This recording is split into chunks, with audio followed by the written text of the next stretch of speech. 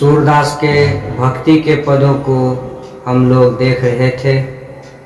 यह भी भक्ति का ही पद है, लेकिन इसमें विरह का वर्णन है।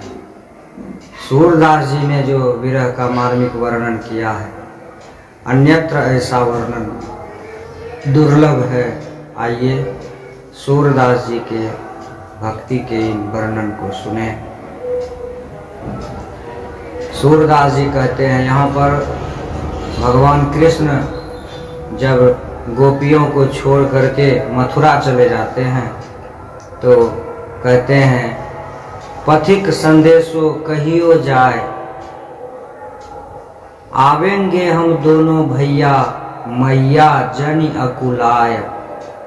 याको बिलगु बहुत हम मान्यो, जो कही पठियो धाय। कह लो कीर्ति मानिए तुम्हारी, बड़े कियो पै प्याय।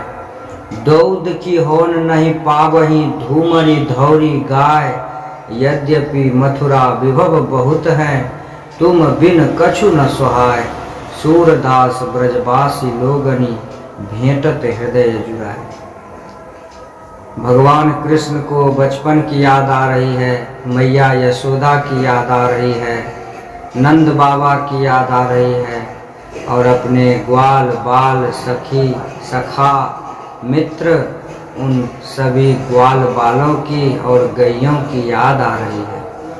और याद करते हुए कहते हैं, हे पथिक संदेशो कहियो जाए, जाकर के जरा मेरा संदेश कह देना। आवेंगे हम दोनों भैया, मैया जनि अकुलाए। मेरी माँ बहुत व्याकुल होती होगी मुझ दोनों भैया के लिए।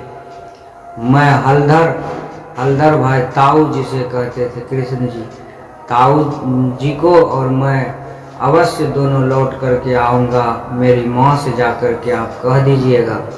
याको बिलगु बहुत हम मान्यो, जो कही पठियो धाय।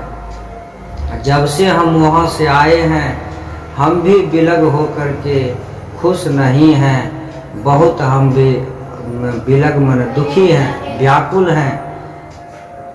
कहाँ लो कीर्ति मानिए तुम्हारी, कहते हैं कृष्ण जी, हे माँ मैं आपकी कीर्ति कहाँ तक बखान करूं।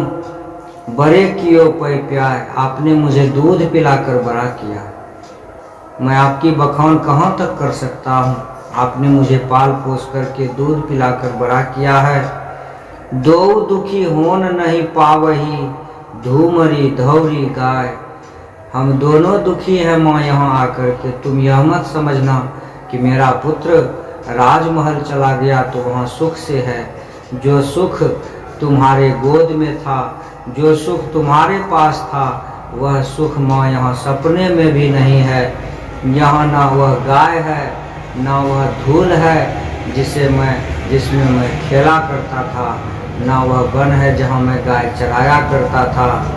यद्यपि मथुरा विभव बहुत है। कहती माँ, यद्यपि मैं मानता हूँ कि मथुरा में धन धान्य की कमी नहीं है, बहुत धन है, बहुत संपत्ति है, लेकिन तुम बिन कछु न सहाय। कहते हैं माँ, तुम्हारे बिना कुछ भी अच्छा नहीं लगता है।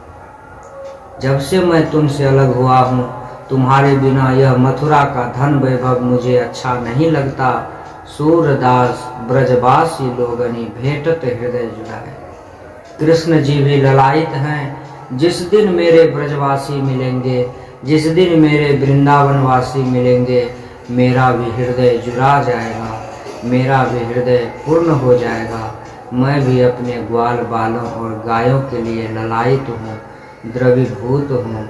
मैं भी चाहता हूँ कि कब उनसे मिलूँ और कब मेरा हृदय जुड़ाए।